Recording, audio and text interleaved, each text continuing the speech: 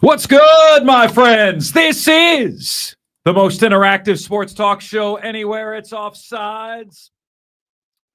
Mark Ryan and Diesel, and we are the Fan Upstate, rolling on until 7 o'clock p.m. today. Have you found us yet on Google and Apple Podcasts? We're right there. Wherever you get your podcasts, the Fan Upstate Offsides with Mark Ryan and Diesel. Fantastic to have you guys with us. All sorts of fired up about all that we've got going on today, loaded from beginning to end. All right. Now, check us out on the Renewal by Anderson of the Carolinas fan phone at 844-326-3663. That's FANFONE. And you can hit us on the text line at 71307. Just start your text with the word fan, and away you go on the show. Here's what's coming up on the show today. Why the picture for the Lions returning to the conference championship game is rosy. It's rosy. Do you claim a team that does this to you? We will ask you that million-dollar question. Travis Kelce is reportedly planning something big, or should I call him Travis Swift, Taylor Kelce? You tell me. He's planning something big for the girl he calls Tay-Tay on V-Day. So what is it? It's it. What is it? What is it? We will ask you that question. Paternity tests have been completed in sports. We've got J.J. Hardy coming up on the show. If you were starting a team today and could pick any quarterback in the NFL, where does C.J. Stroud go? Plus, we've got the top 5 at 5 and a brand new Thursday tradition, hate mail, here with you on a Thursday edition of the show. Always do appreciate you guys. What's up to the good folks on the YouTube channel?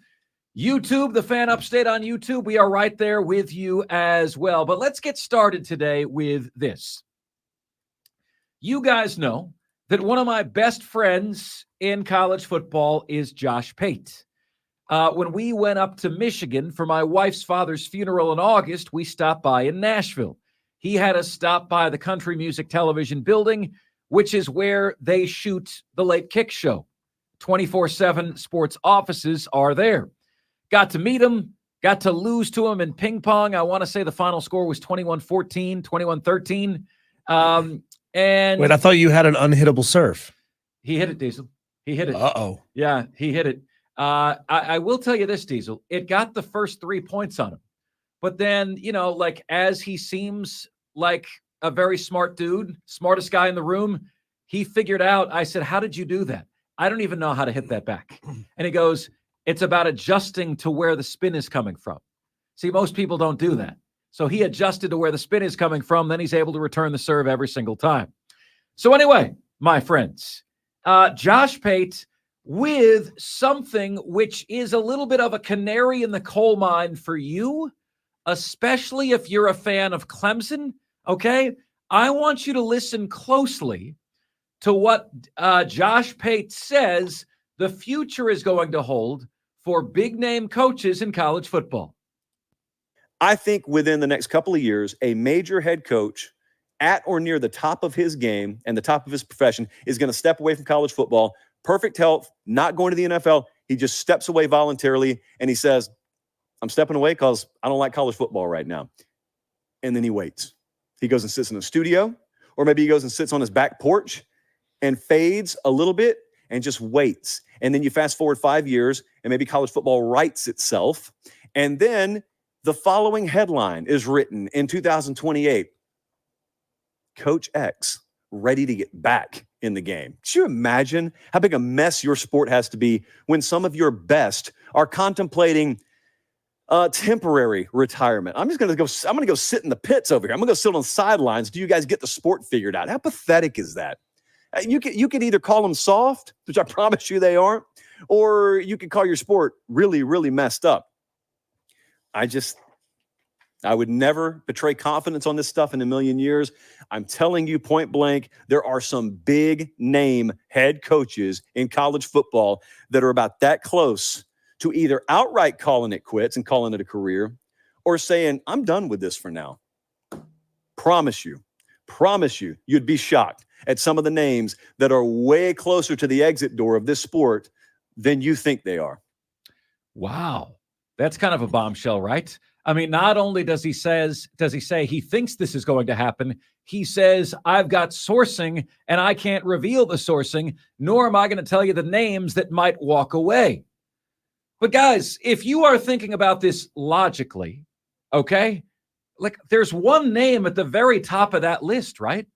Like what A-level coach that is publicly disenfranchised by what the heck is going on with this beautiful sport of college football might walk away? Well, how about the fact that the two best coaches in college football just did walk away?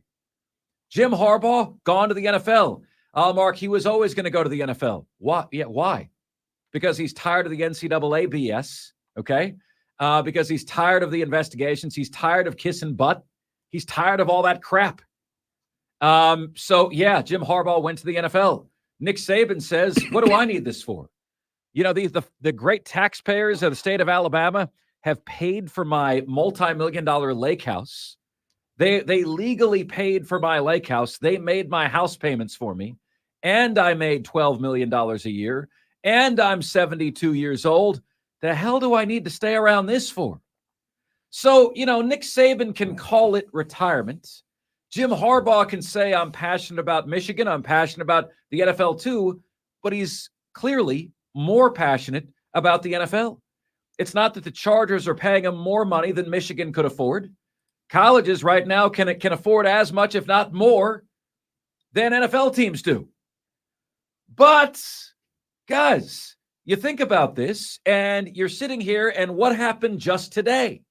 Jeff Hafley, Boston College head coach, signs on, leaves Boston College to be the defensive coordinator of the Green Bay Packers.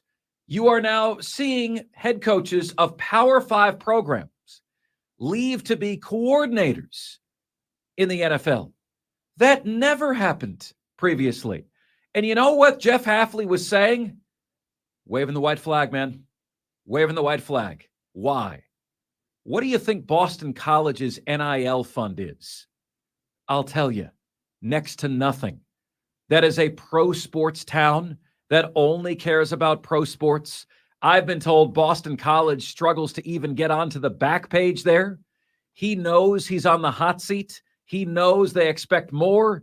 And, you know, they're asking him in Boston to make a filet mignon, and they're giving him rump roast. Hey, man, we expect wins. Where's the funds? We don't have the funds. But you got to pay players in order to succeed today. So, guys, realize this, and my opening question to you today is the following. What coaches is Josh Pate referring to? Give me names, okay? Big name head coaches. First, he said big name head coach. Then at the end, a little bit more liberal with his word choice. Coaches, plural. Big name head coaches, plural, that are this close to walking away from the sport. They don't like the direction of the sport. They don't like all they have to do. They don't like what's going on. And so all of you yahoos out there, and thankfully it's the minority, okay? But the 5% of you yahoos out there that are like, Mark, shame on you for standing in the way of a kid getting his money. You keep doing this to the sport, there's not going to be a sport to get money from. I can see Kirby Smart being one of those guys. I'm sorry, not Kirby Smart, Lane Kiffin being one of those guys. Lane always seems like he's exhausted and worn out with all of it all the time. He's one of those guys that wears his emotions on his sleeve. He shows his displeasure. It's right there. You can't miss it. So I love how much Lane Kiffin reminds me of Nick Saban. He really, the way he talks, just his tone of voice, his pacing, so much of that reminds me of Nick Saban. And I think he got a lot of that from Nick with his time in Alabama, but I could totally see him being one of the guys who wants out. Yeah, so Lane Kiffin, Diesel says, one of the guys that wants out. I'm saying you could very easily put Dabo Swinney on that list. And, we're now to the point with Clemson fans where it's like, okay, like somebody threatens to leave enough times or the results aren't there enough times. And you're saying, okay, Dabo, if you're going to leave, leave. We don't want you to leave. We want you to be here, but we're not going to beg you to stay. Okay, you're unhappy with the direction of college football. Do something about it. So what, pray tell, are we hoping happens here? There is a theory that what is exactly the problem? Is the problem NIL?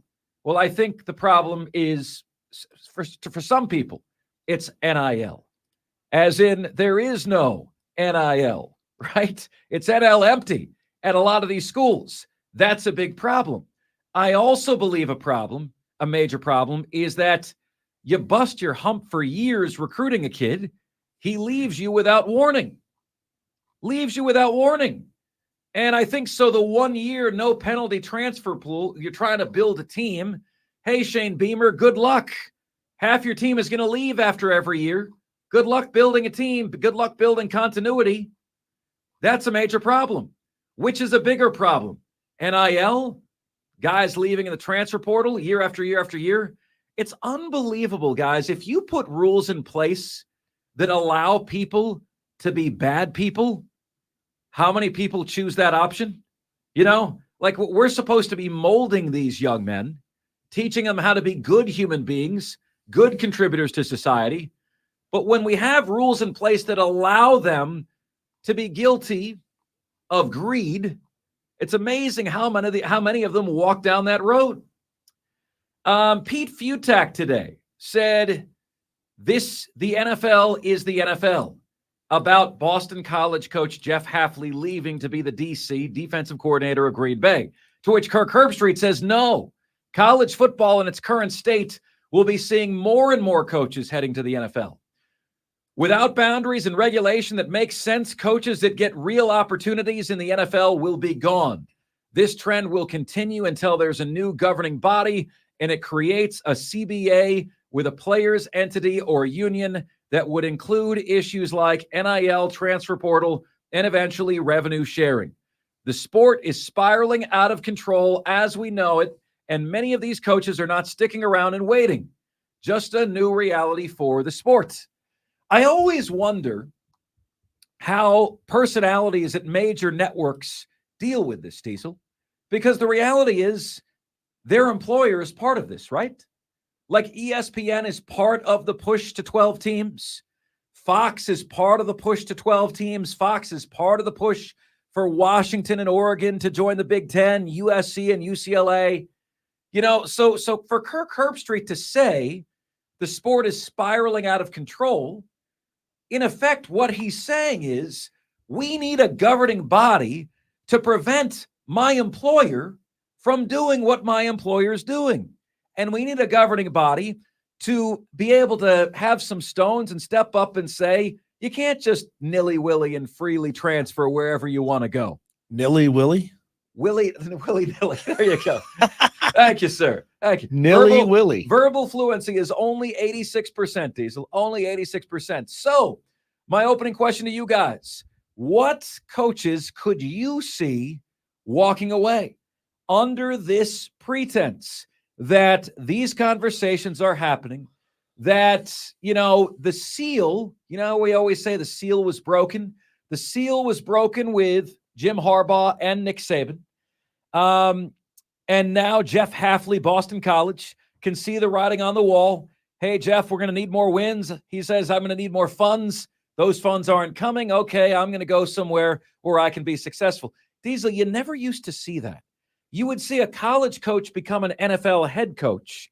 You wouldn't see a Power 5 college coach become an NFL defensive coordinator. Like, that's an odd move, right? It's like, is that a step up? Not really. You're the head coach. Now you're a defensive coordinator. Why are you doing that? You're doing that because you only have to worry about football in the National Football League. Players have contracts, 1-year contracts, 5-year contracts, everywhere in between. Okay? Is it the NFL? I hope it never is the NFL. I really don't. But until we have some sort of plan in place, your favorite coach is in danger. I want to know who's putting up the roadblocks to having a centralized governing structure in the NCAA. Why can't we have? We've talked for years about needing a czar of college football, and a lot of people had thought and hoped that one day it might be a guy like Nick Saban, if not him by himself as a commissioner, at least part of a three-man tribunal that does the exact same function. So what is the actual thing stopping that from happening? The actual thing stopping that from happening, Diesel, is that the NCAA is still the governing body. They're not doing anything for fear of being sued, and we don't have another governing body that has stepped up. We don't have a central commissioner who's paid to just monitor what's best for the sport. So you have the NCAA saying, we've got infractions on you, Tennessee, and you've got Tennessee effectively taking the NCAA's violations to the dumpster. We'll hit you with an antitrust lawsuit. You can't limit these kids' earnings. And what's the one thing the NCAA didn't want? Another lawsuit, Diesel. It's the only reason they've been as inactive as they are. So Tennessee is hitting the NCAA where it hurts. They're saying, okay, you're going to enforce rules now? Enjoy the next few years in courts. That's what they're saying. Guys, you know, what you have is a high-speed sports car that is known as college football, with everybody too afraid to get behind the wheel. No one has the guts to get behind the wheel of this sports car that can go 300 miles an hour. I think somebody told me, Diesel, the fastest car ever can go 300 miles an hour. That you could, a street legal car, 300 miles an hour. What say you guys? All right. When you hear this, when you hear that clip from Josh Pate, does it make you worry about Dabo? You know, it's almost so obvious to me that it can't be Dabo, right? You know that game you talk about on the schedule each year? This one is the game that worries me. It's the sleeper game. Well, then what happens is everybody talks about the sleeper game, and it's no longer the sleeper game because the team is aware of the upset possibility. Dabo is so obvious a choice, it makes me wonder if he's the guy. The car you're talking about was a 2006 Ford GT, known as the Bad GT, which achieved a top speed of 310.8 miles per hour, making it the fastest street legal car in the world. There you go. There you go. All right, my friends, we keep it right here with you. How long until we have some answers for this? How long until we can stop the bleeding of our very best leaving the sports? It's Offsides. Mark, Ryan, and Diesel. We are the Fan Upstate.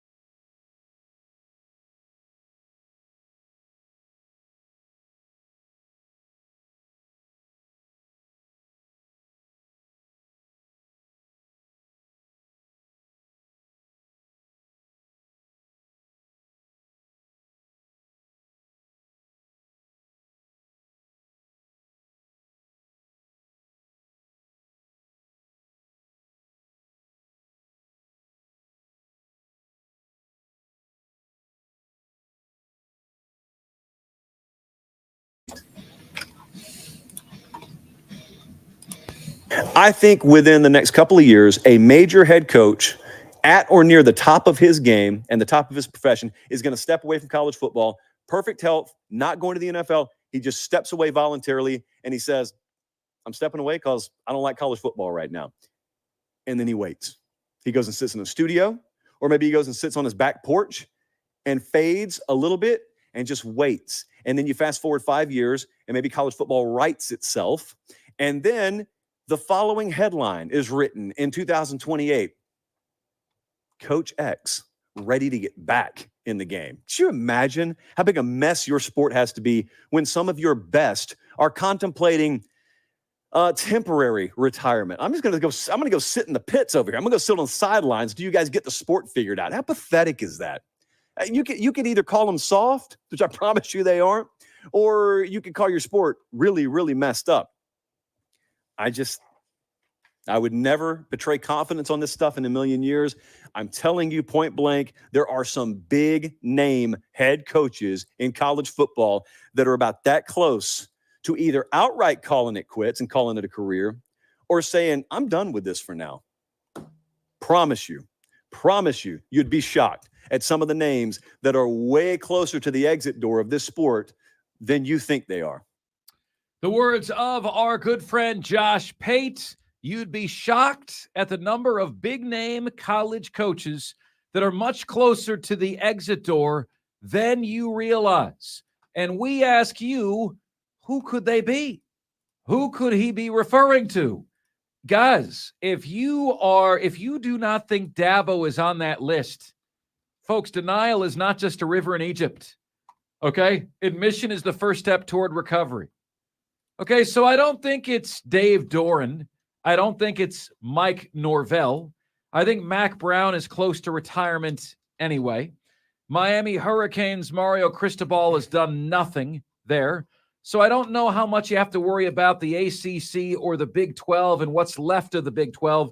The Big 12 has a lot of coaches that are happy to be there. Matt Campbell could be one that is tired of what he's seeing. I can't imagine the Iowa State Cyclones have an incredibly deep NIL fund, right? Can't imagine that. Might Ryan Day be willing to walk away from Ohio State? Tired of all that he's seeing? You know, I would have loved for Jim Harbaugh and Nick Saban just to be honest with us, right? Like when you're walking away, to what degree did the current landscape in college football hasten your decision? I'd have loved to have seen that. I'd love to have heard that, but we didn't. All I'm telling you is I know that's part of it. I know that's a big deal. You know, Kirk Ferentz, Iowa. I can't imagine he likes the direction of the sport. What about James Franklin?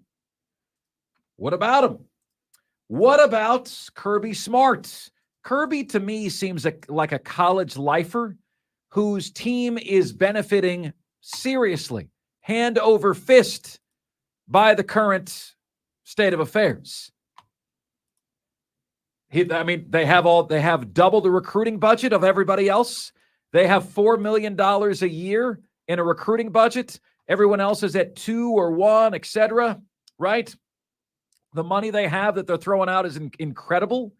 I look at some of these other coaches. Mark Stoops seems like a guy who wouldn't like the new direction of college football.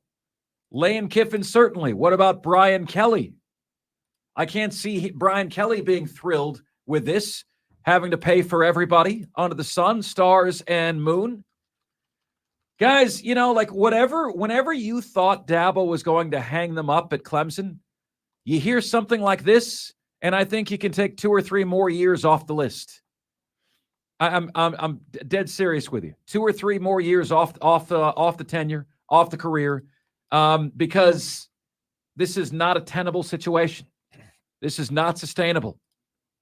You know, everyone likes to act offended. Everyone likes to act like, removing players' rights. It's a bunch of hooey. It's ridiculous. You're killing the sport. Texter says, let's see here, Lincoln Riley could be on that list. He doesn't seem to have full control anymore at Southern Cal.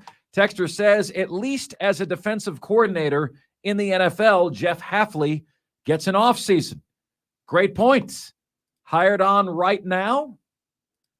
Just work and help out and plan your defense and have no high-pressure situations outside of the NFL draft until August.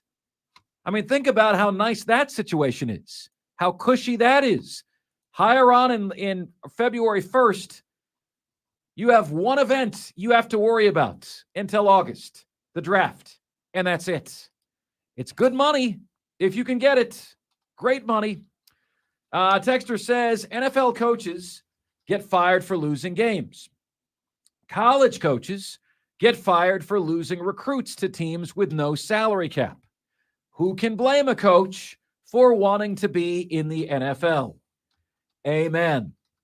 You know, Lane Kiffin told us, Texter, about a year ago. He said, look at the teams in the recruiting rankings that are higher than they normally are. That'll tell you who's got the money. Who in the recruiting rankings is suddenly making a splash that doesn't make a splash? Because according to Lane Kiffin, 100% of kids, 100% are asking for, hey, what are you doing for me? Name, image, and likeness. Diesel, you remember how shocked we were when we had that high school player of the week who said NIL is going to be a big factor in his decision? Bro, that was not a good day for me, And I didn't want to put the kid on the spot and tell him he's thinking about the wrong things and all this other stuff. Didn't want to do that to him. But man, I wasn't happy about it. Not at all. By the way, who's up there at the very top of the recruiting rankings that normally isn't? Auburn has the number 8 class this year. You're not surprised that Auburn's paying, are you? Probably not. No, because they're tired of being second fiddle to Alabama. They think this is their opportunity to return as top dog in the state. Guess who else is tired of feeling second fiddle, Diesel? Nebraska, who out of nowhere has the 18th ranked recruiting class. They haven't recruited in a minute and a day. A day and then some. Texas Tech out of nowhere. The importance of football in the state of Texas has the 24th ranked recruiting class. Okay? You're starting to put this together now, aren't you? You're starting to see where the money is, who's got the money, and where the money is going. And man, oh man, oh man, it is creating an untenable situation that necessitates change, and this can't happen soon enough. All right? I will maintain, and I will say this till my dying days. Those people who have no problem with what's going on in college football are pro fans first. They're pro fans first. No, I think these are people who are fans of the off the field stuff. I think these are fantasy football fans. These are people who have learned to like football from that perspective. Individual players' moves, contract negotiations, who's winning in the stats and who's getting paid because of it. Who's the highest paid player at this individual position? There's a whole generation of fans who have grown up in Fantasyland. And I don't mean that in some big magical realm. I'm talking about fantasy football land. Those are the people who love this new element of the sport because it reminds them of pro football. And they're, in my opinion, pro football fans first. They never valued what made college football different, but what made it different made it great, made it special. All right, what do you say we shift gears here to this topic? Our friends at the Detroit Lions, it's tough for the city, man. It's tough for the city. We did this topic earlier in the week. Which fan base has suffered the most in the National Football League? A lot of votes came in for Detroit, some for the New York Jets, some for the Cleveland Browns. 4 teams have never even made it to a Super Bowl. Houston Texans, Jacksonville Jaguars, Cleveland Browns, Detroit Lions. Not won it, never made it there. And so you might imagine when you get as close as Detroit did to striking their name from that list, it hurts. It hurts the city. I felt like Detroit was really making a play for America's team heading to this Super Bowl. And worst yet, they were right there. At halftime, the Detroit Lions had an 86% chance to make the Super Bowl. 86%. I don't think they choked. Choke is something you do when you start playing prevent defense and you get tight. Detroit was as, if not more aggressive in the second half than they were in the first. They strayed to who they were. My throat. Yeah, who's the artist there, Diesel? Wasn't that Biz Markie? No, I don't think so. But that was one of the old school college jams, man. Got you every time. DJ Cool. DJ Cool. There you go. So anyway, guys, for Detroit and a team like that, okay, for the Baltimore Ravens and teams like that, let me ask you this question. Is your hunch that Detroit is going to be back? You know, Dan Campbell said earlier this week that we may never get back here. Speaking of his Lions, there is no guarantee that we'll ever be back here. Okay? And he's right. There is no guarantee.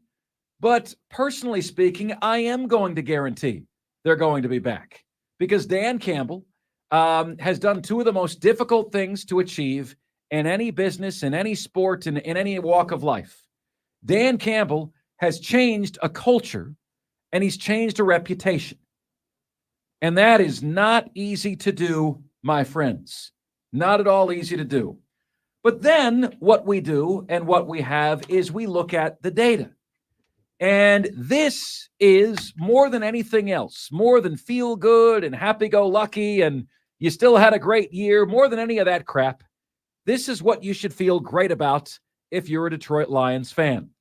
You guys know I always like to give you something you can't get anywhere else. So here you are. What are the odds that one of the two teams in the NFC Championship game makes it back next year? What are the odds that one of the two teams in the AFC Championship game make it back to the AFC or NFC Championship game next year? Man of Tomorrow says, ask Dan Marino how hard it is to get back. Well, if Dan Marino had held the ball right, laces out like Ray Finkel liked, they would have won a Super Bowl. So it's all that damn Dan Marino's fault. I'll share this with you. I'll share this with you, my friends. Here are the numbers. I went back and I looked at every single conference championship game that's been played. First one, 1970. These things have been going on now 54 years. Okay? 54 years. Then I went back and I looked at how many of these years did one of the two teams make it back the following year. Are you ready to feel good if you're a Lions fan? You ready to feel good? I'm bringing the feel good today, my friends. 31 of 53 AFC Championship games had a team from the previous season playing in it. Had a back-to-back member in the AFC Championship game. And to show a level of remarkable consistency, the number in the NFC is 30 out of 53 years. Now, you said, well, Mark, you just said 54 years. Yeah, the second year is the first where you could have a repeat member, right? So there's 53 years possible. 30 times in 53 years, okay, in the NFC, you had a repeat member the next year in the NFC Championship game. 31 out of 53 years. In the AFC, you had a repeat member in the AFC Championship game. So what does that tell us? Carry the 2, drop the 1, here we go. 58% chance that one of the two teams in your conference's championship game will be back next year. Detroit finished tied with San Francisco in the standings. San Francisco didn't try in the last game against the Los Angeles Rams because they really didn't have to. You know, you could say, well, the Dallas Cowboys game screwed by the officials, 2-point conversion prevented Detroit from having the number 1 overall seed, but maybe not. Maybe the 49ers try in the last game, which they would have if that 1 seed was on the line. But you know what you do if you're the Lions? You just get that bloody 1 seed next year, and you don't worry about it. You make everybody come to you in the postseason next year. Very simple, very, very easy to figure out. How about that? But then there's this, my friends, and this perhaps even more so, all right, gives you hope if you're a Lions fan or if you're a fan of a team who is really, frankly, nowhere close. Gives you some hope, okay? The Lions just lost NFC Championship game. Heartbreaking fashion, as you know. But of the last 10 Super Bowl champions, how many won the Super Bowl their first trip to the playoffs with the group that ultimately won it? Okay? So you're looking at Super Bowl champions, and you're looking at when those runs began. How many won the Super Bowl their first run in the postseason? Here you go. 8 out of 10 did not. 8 out of 10 did not. Seattle Seahawks, Russell Wilson did so in year 2. You have New England Patriots as a champion. Tom Brady, Bill Belichick won in 2002. Denver Broncos, New England Patriots. Peyton Manning won it in year 4 with the Broncos. Okay, made it to the playoffs a few times. The Philadelphia Eagles won it in year 1 with Nick Foles. The Tampa Bay Buccaneers won it in year 1 with Thomas Edward Patrick Brady. But there's only one TB12. There's only one of him, right? Kansas City didn't win it their first year with Patrick Mahomes as a starter. Did not. New England beat him in the playoffs. So you see here, guys, there is very much a you've got to crawl before you can walk mantra among NFL teams. That very much exists. And Detroit should not fret the fact that, hey, it just wasn't your time. It almost was, but it wasn't. And that's okay, because for 8 of the last 10 Super Bowl champions, it wasn't their time the first time around either. So that should make you feel better if you are a Ravens fan. If you are a fan of an up-and-coming team like the Bengals, get Joe Burrow healthy, or the Browns, same with Deshaun Watson, should make you feel good about your future. Always like to give you that thing that you can't get anywhere else. All right. Coming up next on the show.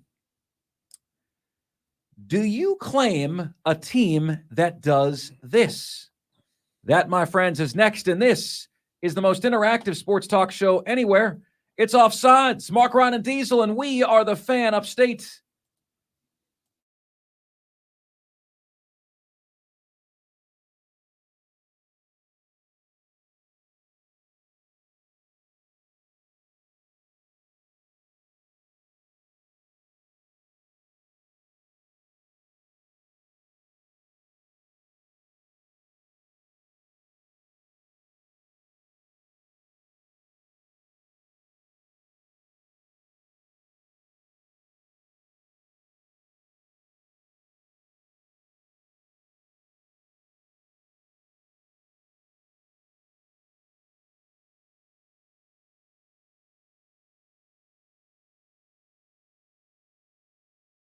To that line and sometimes step over. You might be an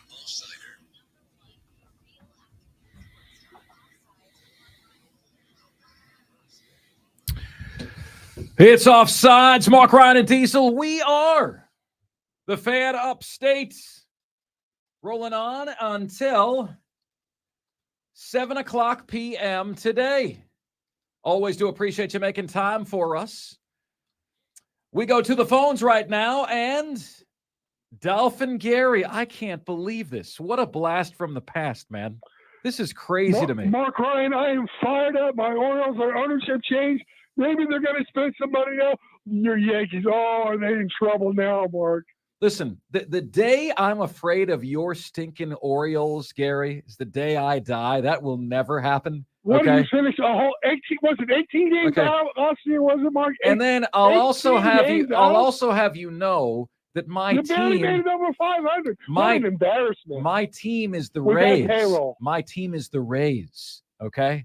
I've disowned the Yankees. My team is the Rays. I disowned the Yankees a long time ago, Gary. A long time ago. We live in a very different world than we lived in 2009 when you used to listen to my old show. Yeah. Yeah. What is it, Saturday? We live in a different world. Yeah. So what's up today, man? What do you want to talk about? I'm fired up. I mean, we're going to have an ownership, lifelong Baltimorean. We're going to spend some money now, Mark. You won't be able to compete with us. Okay. Between our farm system and spending money, the Yankees and the Rays, they're going to be an afterthought, Mark. Boy, you are full of Gary. Today you are spending any stinking money. You are full of sound and fury, signifying nothing right now, my friend. Wins, Mark, and we didn't spend any money. Okay, yeah, congratulations. Where'd that get you? How many playoff games did you win? It got us the AL East, baby. Oh, okay, yeah, AL East, and we did beat your Rays too. Okay, hey, shifting gears here. How do you feel about the stats I just shared?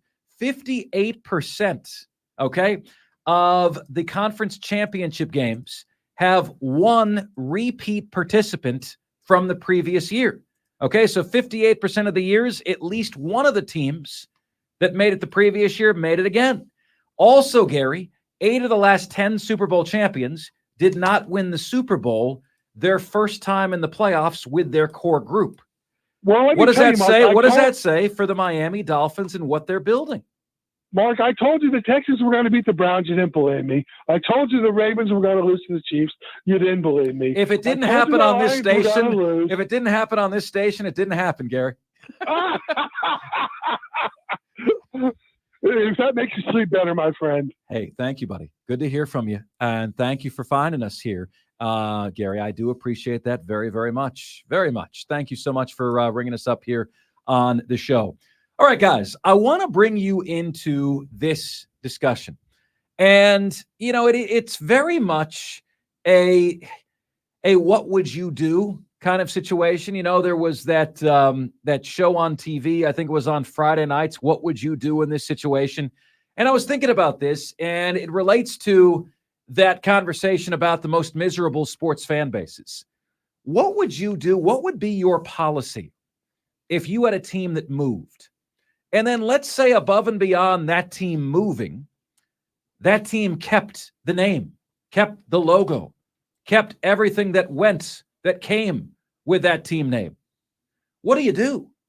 And, you know, like to me, the closest thing I can think of to compare this to is your girl's cheated on you, and now she's flaunting her new boyfriend to you every single day. I mean, think of the Chargers fans in San Diego. They look like the Chargers. They sound like the Chargers. They even still play like the Chargers. That is, they don't do squat, Diesel. Do you still claim them when they left you? Do you still claim that team? Raiders fans, do you still claim the Las Vegas Raiders? Hey, you know, this is on a much lower scale, but it's still the same thing to people who live there. The Golden State Warriors didn't change their name, but they moved out of Oakland. They're now in San Francisco. And so, like, when you've been there, as I have one time, you can see how that works. You can stand in Oakland, see across the bridge into San Francisco. Oh, okay, they moved across the bridge. I get what they did there. You can see the Golden Gate Bridge. But you have no idea how upset the folks in Oakland are that Golden State, doesn't play there anymore. I think there's about 92% of our listening audience here in the upstate who's saying, please take the Hornets and the name out of the Queen City. I think they're saying, Diesel, please take the Panthers out of the Queen City, if I'm honest with you. You know, I mean, I think they're saying that.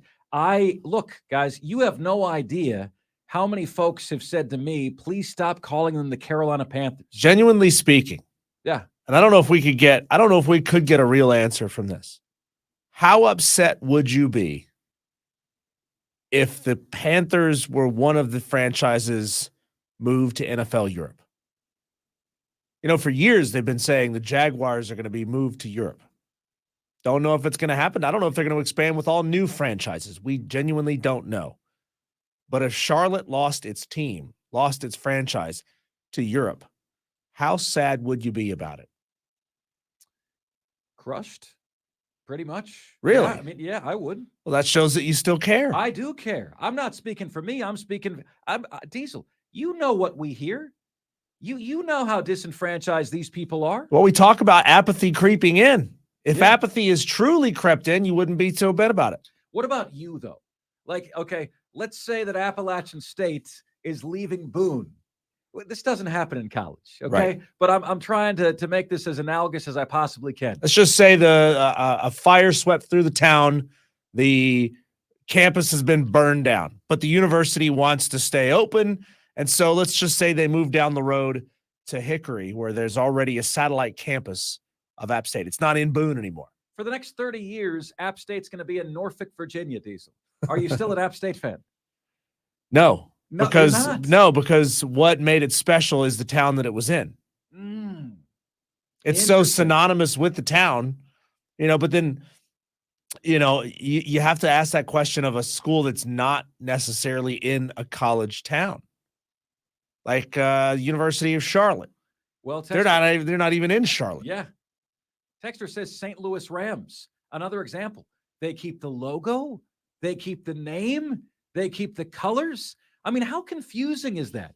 At least Cleveland went to Baltimore, became the Ravens. The NFL said, you're going to get the Browns again. You're going to get your team back. That's different than the vast majority of all these teams get. We've had more movement the last few years than we ever have.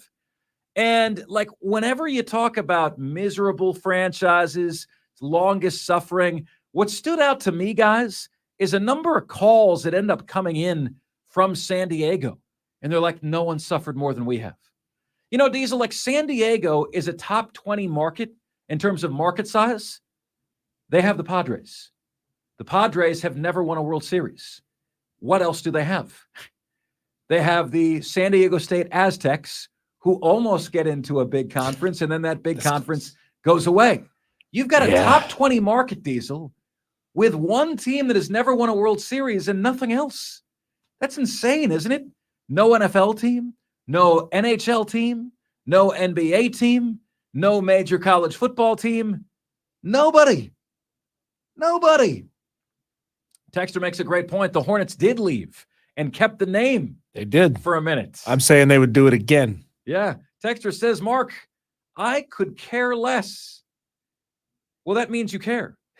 Yeah, you couldn't care less, Yeah, Texter. If couldn't. you could care less, that means you care quite a God, bit. I had to read a message board post this morning of a guy who misused there like 4 times in a paragraph. And he can't even play dumb, like, oh, it's just No. a typo. He's trying to say they are, THEY''RE, but he spelled it THEIR like 4 or 5 times in this message. That is somebody who didn't make a typo. He genuinely doesn't know. That's exactly right.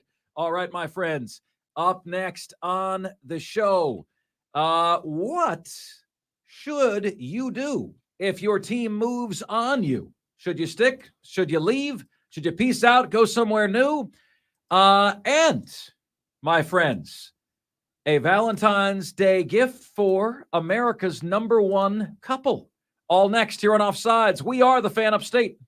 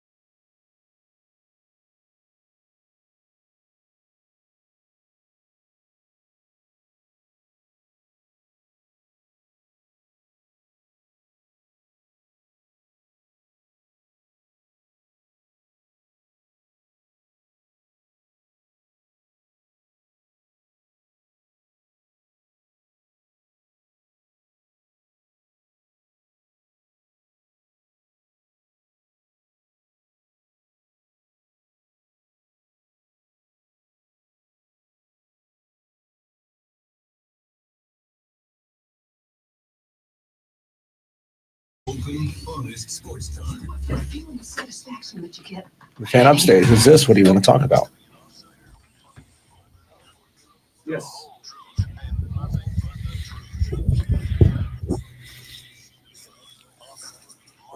Yes, sir. But right now,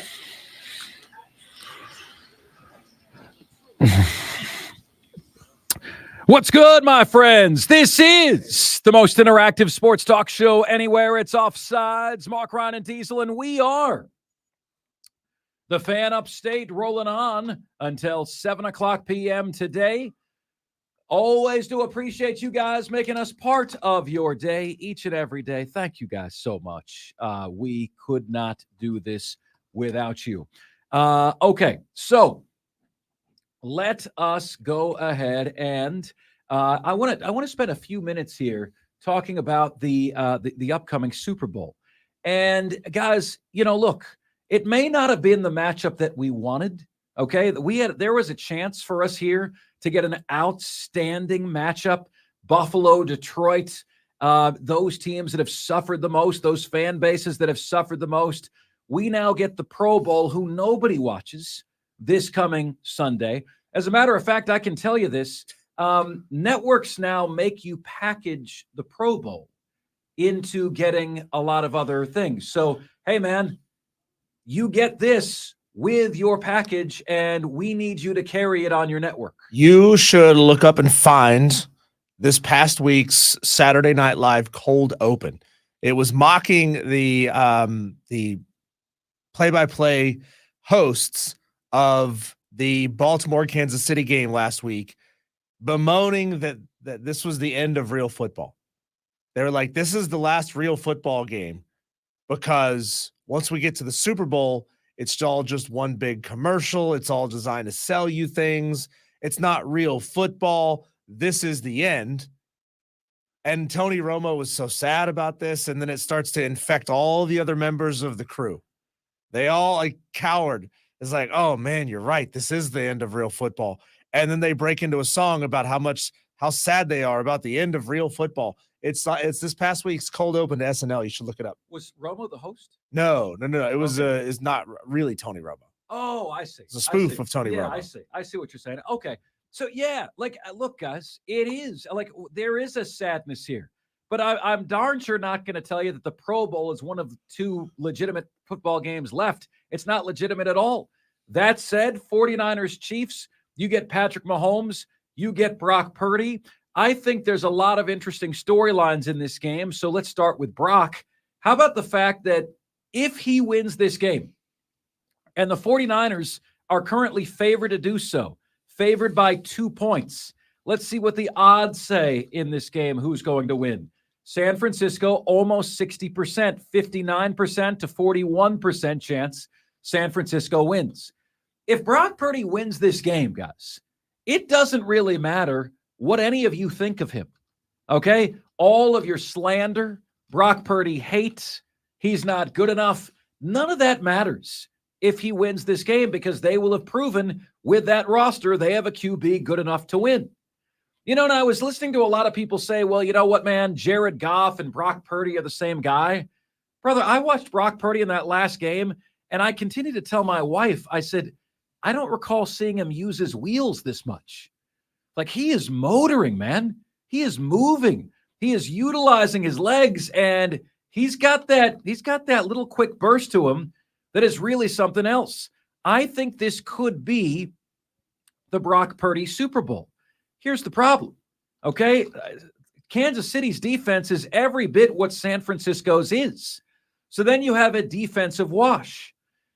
You need San Francisco's offensive weapons, of which they are top 3 in the league, to destroy Kansas City's weapons in that matchup, which could be bottom 3 in the league. Rashee Rice, Travis Kelce, collecting the senior citizen discount. You need that weapons battle to be lopsided and a landslide in San Francisco's favor. Then you look at Patrick Mahomes and Brock Purdy. And if Brock Purdy, with that talent, can just not screw it up, can hit the passes that are there. Remember, my first Super Bowl here 5 years ago. Remember, San Francisco could have, some would say, should have beaten Kansas City.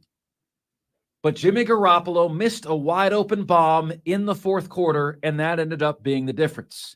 Patrick Mahomes' first Super Bowl win with the Kansas City Chiefs ended up being the difference. I think, guys, this is an interesting matchup. I would have loved to have seen Detroit in there in the Super Bowl. That would have been awesome. Baltimore, it would have been cool to see them get over the hump and not further perpetuate this MO that they have of always choking. That would have been nice. Wasn't meant to be. Was not meant to be. 844-326-3663 is the number to get to us on the show. We've been asking you the question, would you still root for a team that left you? Okay, I think this is an interesting question because a lot of fan bases are having to do just that, having to make that decision. Luke says, Mark Ryan, keep the Panthers in Charlotte and send David Tepper to NFL Europe. I'm down with that, Luke. I'm down. Texter says, let's see here. Diesel, what are you doing hanging around UF message boards? Oh, Diesel, he wants you to be very aware of this. He says, Diesel, Appalachian, like Boise, is not a state. Well, he's also saying that the dummy who didn't know the difference between there and there was a Florida fan. All right, we keep it going. We've got, if the Panthers left Charlotte, I would stop watching the NFL, a texter says. They are the only team or game that I watch weekly. Texter says, the Pro Bowl has gone so far downhill, it's sad. Used to be fun watching it in Hawaii. Then it got extra soft. Then it was skipped for a year. Yeah, wasn't it skipped with COVID for a year? No reason to do that in COVID. Now it's like trash at Orlando. Yeah, like nobody cares. We as a society do not have time anymore for stuff that doesn't matter, things that don't matter. We have no time for that. Brandon on the Facebook chat, or excuse me, on the YouTube chat, asked if we were going to watch any of the UFL games in the spring.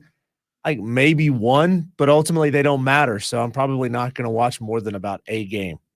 I will, Diesel, because I'm impressed that these leagues, you know, they've already lasted longer. Most of these fly-by-night operations, right? They're sticking around a little bit. That's nice to see. All right, what, 2 seasons? We'll see.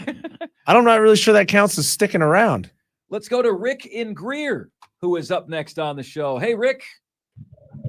Okay, 2 things, Mark. Number one, the Panthers don't matter anymore. They've made so many bad mistakes. I don't like any of their hires.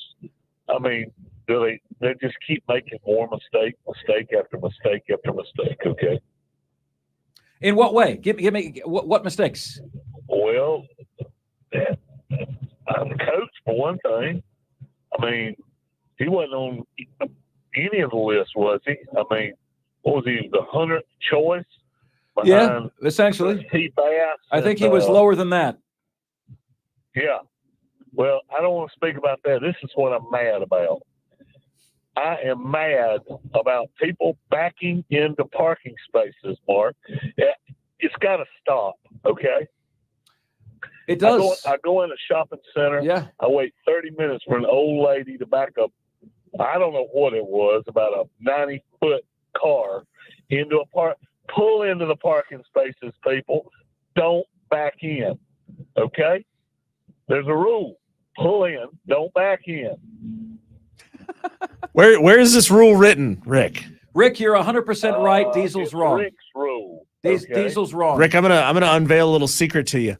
I back into parking spaces because you idiots whip through parking lots at 20 miles an hour, and you don't slow down for anybody trying to get out of their parking spaces if they're trying to back out. So screw you. I'll back in if I want to. Rick, I will never say screw you. Think about how long people wait for you to back into that parking. I'm quick, man. I'm quick. I got a small vehicle. I got a Jeep Wrangler, man. I can whip that thing into small spaces. Diesel just said he's got a small vehicle that he can whip around in small spaces. Okay. Yeah, Rick, listen to me. Listen to me. Okay, calm down. Listen to me. You're 100% right. Okay, Diesel's wrong. And Rick, this is not advisable. My wife is wrong. My wife always likes to show off to me how beautifully she can park because I can't do what she can do. Her dad was in the military, showed her all these fancy car maneuvers that I don't know. Okay, and she can put her car anywhere.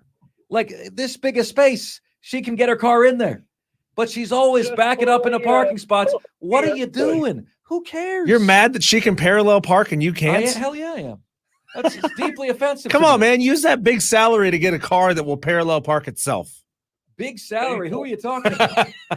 Who are you talking about here? Please pull in next time, Diesel. Rick, Madcraft is calling you out. He says that you're an impatient person.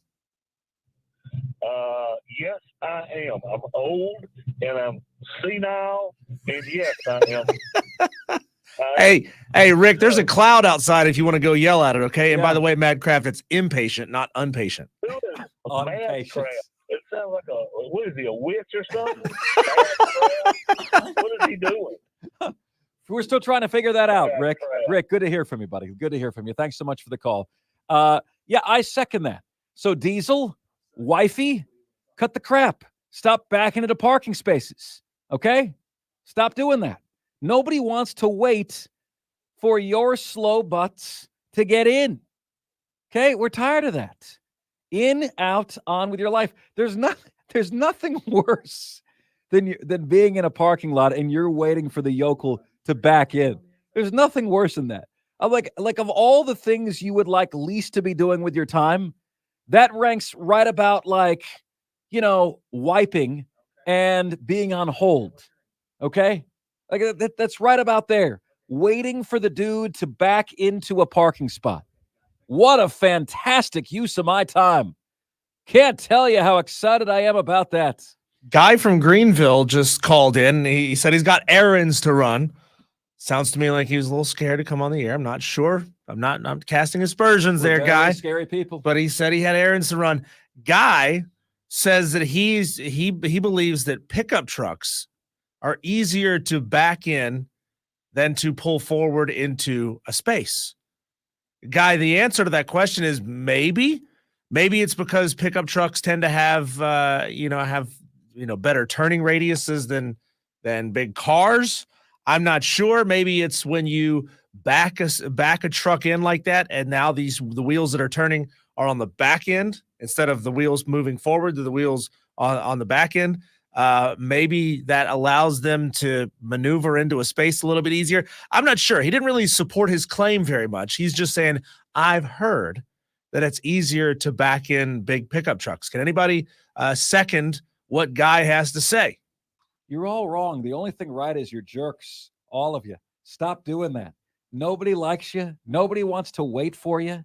Okay? We don't have time for this. It doesn't even make any sense. But then when I leave, I don't have to back out. That's when you back out is when you leave. Oh, Brandon just said, don't get me started on parallel parking.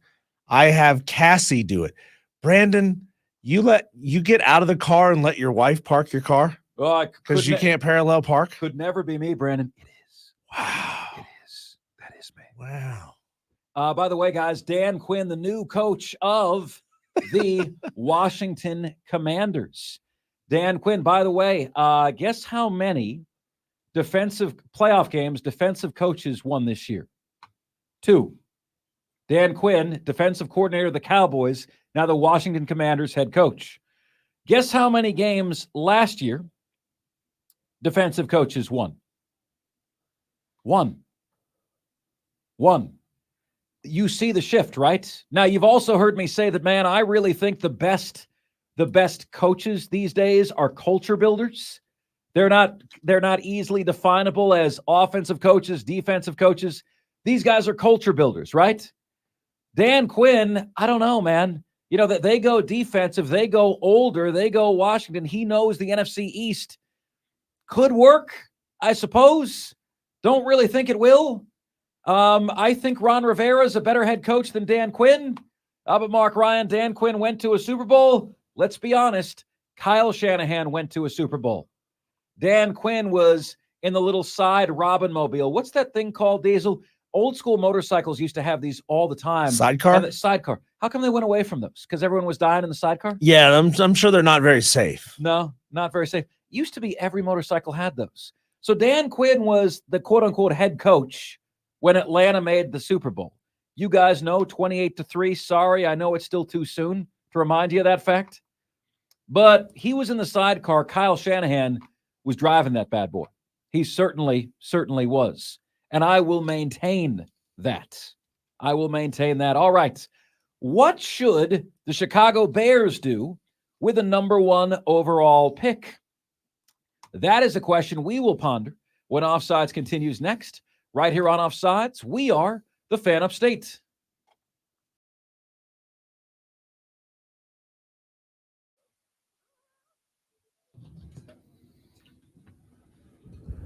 It's Offsides. Mark Ryan and Diesel. We are the Fan Upstate. Great to have you guys with us. So, look, this whole thing has spawned a ton of discussion. Do you want me to wait for backing into the space or wait for me backing out of it while you're waiting to take it? The latter, Texter. The latter, because I might not get stuck about it. Diesel and I reached a truce about this in the commercial break. Here's the truce, okay? Diesel says, Mark, I don't do it when there's anyone around me. Well, then I got no problem with it, okay? But 90 to 8% of people don't do that. And then we're sitting here waiting for you to perform an intricate maneuver, Well, and no one wants to sit there and wait for that, man. Well, backing into a parking space is a lot like sex. You shouldn't do it if you're not good at it. Right. That's why I didn't for so many years, Diesel. Didn't for so many years. Backing into spaces or sex? Either. I can't figure out which one I was worse at, you know? Guys, we've got a big decision coming up here with the Bears. The Bears have the number 1 pick in the draft. The Bears have Justin Fields. You guys might remember that I said before that particular draft class that Justin Fields might be the best quarterback in that draft. He still might be. Look, guys, if you're a Clemson fan, I'm not trying to alienate you here, but Trevor Lawrence has not been great. He's been occasionally good, but he hasn't been consistently great. You're not going to like this, but if you compare Trevor Lawrence's numbers to Mac Jones's numbers, you wouldn't be able to tell me who was who. And Justin Fields is right there as well out of that draft class. So we still think Trevor Lawrence is the franchise quarterback of Jacksonville, brings great character, brings great leadership, but has also bought some pretty sketch decision-making. Justin Fields, how much of it is Justin? How much of it is the situation that he was drafted into? One of my favorite stats that I put together, guys, what's more responsible for a quarterback's success, right? Is it his talent or his situation? And the answer is his situation. Only 20% of NFL quarterbacks drafted in the first round were successful despite being drafted into bad situations. 80% of first-round picks drafted into first-round situations fail. Okay? Meanwhile, 60% of first-round QBs drafted into good situations succeed. Patrick Mahomes, Andy Reid, Kansas City Chiefs, that's a great situation, right? Johnny Manziel, Cleveland Browns, that's a really, really bad situation. So, what do you guys believe the Chicago Bears should do here? It is a fascinating discussion, right? Do you keep Fields? Do you trade the pick? Do you trade Fields and keep the pick? My issue is, if I'm keeping the number 1 overall selection, I'm not so sure at this stage that Caleb Williams is my guy. It's not that I don't value the talent. I do. I don't like the prima donna. I don't like the crying. I don't like not playing late in the postseason, in the bowl game. You know, I don't like that some of his teammates said, now we have a real team. I want to say they whipped NC State in the bowl game this year, USC. Now we have a real team. Like some of his teammates were saying that when he wasn't playing in the bowl game. What does that tell you?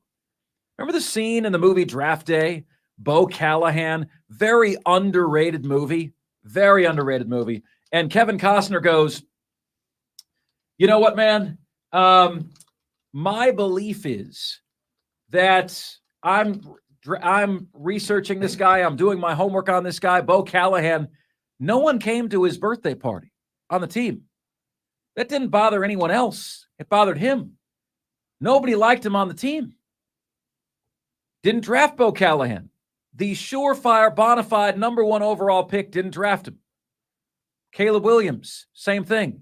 Oh, man, the talent tantalizes. But what about the teammate? How is he as a teammate? How is he as a leader? Can you count on him when the chips are down? You know, Diesel, I'll tell you this. We're about to have J.J. Hardy on from Panthers Culture in the next segment. There's one thing that I know that you can decipher about Bryce Young after that first year. It's that he is a leader. You know, like he was never getting visibly shaken, never getting visibly down. When he had every reason to be like House of Pain and pack it up, pack it in, let me begin. He had every reason to do that. And yet he was always cheering on his teammates, backing them up, clapping his hands. You know, that was the worst team by far in the National Football League. And Bryce never mentally buckled. If he did, it took place off camera. Never noticed it. He was always supportive, always cheering on. Like, that was leadership. It's not easy to do that when you can't score. It's not easy to do that when the 40-year-old virgin scores more than you do. But I know that Carolina has a bona fide, legit number one pick and a leader in Bryce Young. Man, if you could really meld Caleb Williams and Bryce Young together, you'd have a hell of a player, right? Bryce Young's leadership, Caleb Williams' talent. Problem is you don't. It's like the movie Rudy. Coach at Notre Dame said, man, I wish I had 10 guys just like you. Just talented. Yeah. It's like if I could put your heart into somebody else's body. That's it. That's exactly the problem. So what do you do if you are the Chicago Bears? This might surprise you. I'm keeping Justin, and I'm trading number one. I don't want Caleb Williams. He's the guy that's going to fetch you the big prize. I'm punting. I don't love Drake May.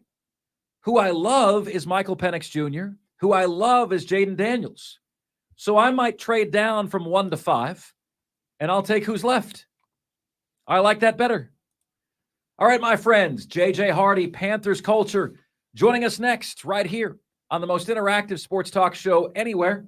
It's Offsides. Mark, Ryan, and Diesel. We are the Fan Upstate.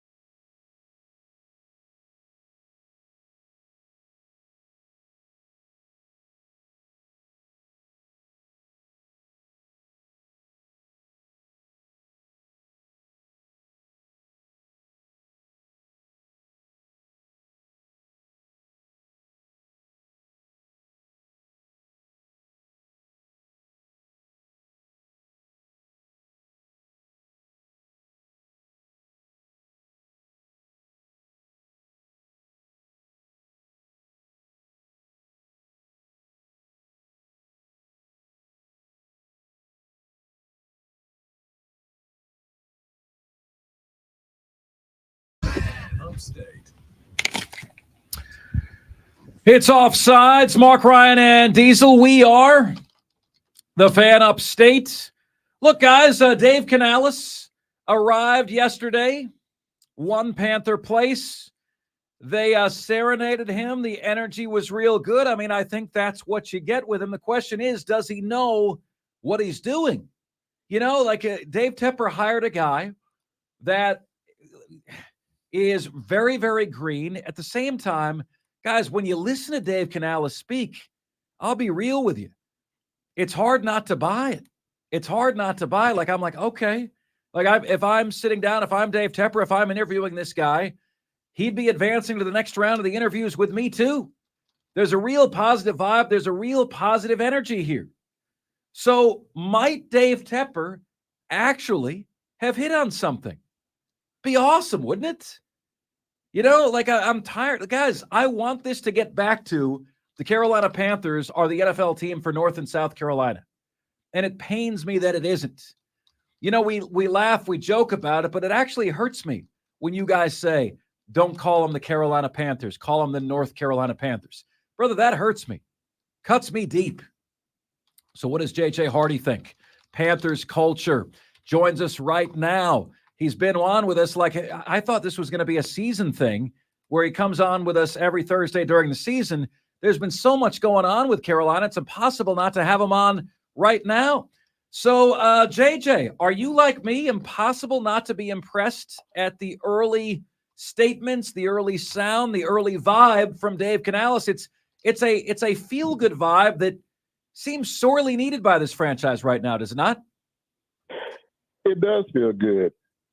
You know, before we actually made a hire, you know, one of my biggest things for the Panthers was that they hired someone with really good energy that the players could relate to, energy that felt authentic. And when I was thinking about that, I was thinking about the candidates, you know, that were out there who I knew had good energy. I didn't know Dave Canales as a candidate. I admitted that. But I really wanted that because I felt like last season when Steve Wilks took over, I felt like he had good energy and it felt like the team really responded well to that. So this hire, I really wanted someone, with really good energy that the players would believe in, they would fight for, someone who came with some positivity, because this group of guys, especially the young guys, have never really experienced winning in Carolina. And so yeah, Dave Canales has been very refreshing in the energy department. He has that through and through. And so I've been pleasantly surprised by how good his energy feels and how authentic it feels. So yeah, I'm liking that attribute that he has. JJ, overall, now that you've had a little extra time, another week to process and think about it and learn about this guy, and now that we've heard the press conference from today, what would you have graded the hire last week? I'm not sure if we asked you, like a 1 to 10 grading, 1 being really not happy with it, 10 being just blown away. What would you have said you were last week, and what would you say you are right now? I remember last week feeling like I had a gut punch, right? So I can't say that. I think we tweeted that. I think we tweeted that out. Yeah. We did. I was a little bit embarrassed, the day after, because I had kind of come around a little bit. But it was good though, because it was real, and I really felt gut punch. So I would have to say that last week, when it was announced, I was somewhere between like a 2 and a 4. So let's say 3. Today, I feel that I'm around like a 7 to 8. So 7.5 maybe. I don't know, but I'm definitely in a better space about the hire today than I was a week ago. So what do you feel better about, given the total lack of experience at this level and only 1 year of experience as an OC? I realize all the years coaching with Seattle, but none at this level of the operation. The gamble to me is, there's a ton of good Robins. Norv Turner was a good Robin, JJ. What do you see in Dave Canales to know that he's a leader? He's a Batman. That's probably what's preventing me from being a 9 or a 10. It's just that unknown aspect of, can he truly command a full team, not just the offensive side of football, not just the quarterback.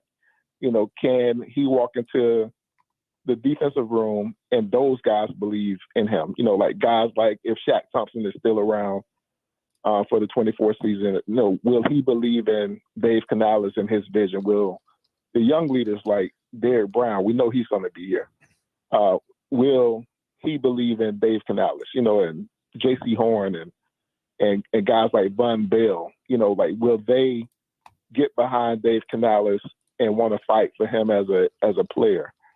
So I think his energy, I think his focus, when he speaks, he's really intentional. He talked a lot about Bryce Young, and it feels like, and let me just say this part, he sounds like a guy who really wanted to coach Bryce Young. What we would never find out is, what those other coaches said when they were asked about their plan for Bryce Young. Dave Canales actually said today that he had studied Bryce Young, and he believes that Bryce Young can be the guy. He had been the guy at every level, and so I think he feels like I can get the best out of Bryce, and he has a track record that proves that. Don't mean to interrupt you here, JJ, but if you remember the last game of the year, Todd Bowles had a really magnanimous statement about Bryce Young, saying that when he's done, he's going to go down as one of the best to ever do it. And it just hit me that, for Dave Canales to take that job, they may not have been yanking our chain with that. I don't think they were. I really don't. I think they actually believe in what they see on film for Bryce Young. I mean, we don't have to go back that far, to a place, where a lot of people really believe that Bryce Young was that guy, right? When you start, looking at the the prospects and what they offered in terms of their strengths and their readiness, a lot of folks believe that Bryce Young was the most pro-ready. He had been coached by Bill O'Brien, a former NFL offense coordinator and head coach. So he had the best preparation that any of the prospects had coming out of the draft. Now, C.J. Stroud, is the guy that he will always be compared to. And, the worst possible thing happened this year with Bryce Young, and that's C.J. Stroud came out the gates and experienced success immediately, took his team to the playoffs. And so it was easy, for us to look at that and say, you know what, C.J. Stroud should have been the best pick. I really thought C.J. Stroud was the most ready, when you didn't listen to all of the critics talk about his S2 scores and all this other stuff that they were bringing up. But still, Bryce was always 1B, in the 1A, 1B scenario. And so I think a lot of teams, and seemingly the Bucks and Dave Canales and Todd Bowles, they were always on the train of thought that Bryce Young was the best quarterback in the class coming out last season. And so Dave Canales he's a guy who I felt is on that side of things. And I felt like Dave Tepper was only going to hire a head coach who fully believed in Bryce Young. And I think with that being said, I think that's why I'm so high on it, because I'm starting to believe that whatever Bryce Young can be, I'm starting to believe that Dave Canales can get it out of him. And when you consider the fact that our defense was pretty good, I think, that I keep seeing this ranking. I haven't checked for myself, but, we were the third overall defense in the NFL last year. Hopefully we bring in, that coach back to, in year two, the same system, hopefully get some more talent in that system. If we can stay where we were defensively, and if Dave Canales can get Bryce to elevate his game a la Baker Mayfield in Tampa last year, and I don't know if he can be to that level, but if he can just elevate it above where it was in his rookie season, then I think that translates to some number of wins. How many wins, I don't know, but I think it's definitely a positive move. And so that's why I'm more optimistic after having some time to really analyze this decision, after being able to hear his plan and his vision. He's coming from that Pete Carroll coaching, school of thought, that culture from Seattle when they were successful. I know Pete Carroll just got relieved of his duties in Seattle, but everybody knows about that Seattle Seahawks culture and how positive Pete Carroll is and how much of a player's coach Pete Carroll has been throughout his time in Seattle and even before. So now he's coming with that type of mindset. That's what he's seen, for over a decade. And everything that you hear from around the league and all the reports of the players who've been with him, Geno Smith came out and said some really great things about him almost a week ago. It just kind of checks out that that's who he actually is. And so I think we can use that in Carolina. I don't know what it translates to in terms of long-term success or even short-term success, but I can see how our locker room, how this franchise can benefit from someone like him. JJ Hardy. JJ, what do you make of the Brant Tillis hire? How much faith do you have in his ability to get contracts in order? Because that's something that the Carolina Panthers really need. They need to free up a lot of money. And pardon me for maybe not knowing here, isn't his job description normally part of a traditional GM's responsibility? So how much conflict do you see with Dan Morgan in his daily duties? Do you see it as a conflict in the making, or is this Dan properly delegating? I think it's them understanding who Dan Morgan is and who he isn't, right?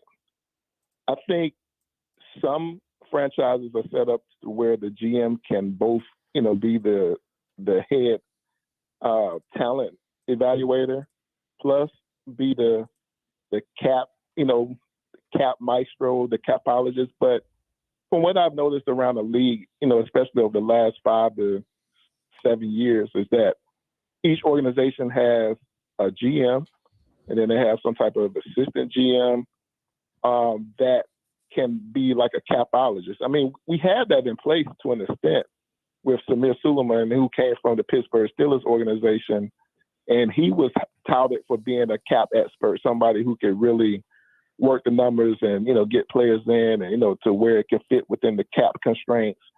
And I don't think Samir Suleiman did like a bad job, you know, if you will. I think he was asked to work out contracts for players that didn't work out.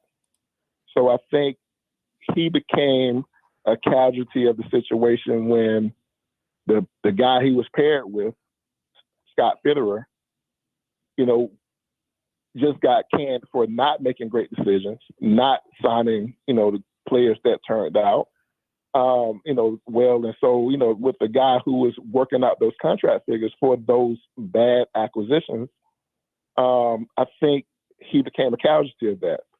Brant Tillis, to me, represents what I think is probably one of the most savviest hires that Dave Tepper has made to date since buying the team in 2018.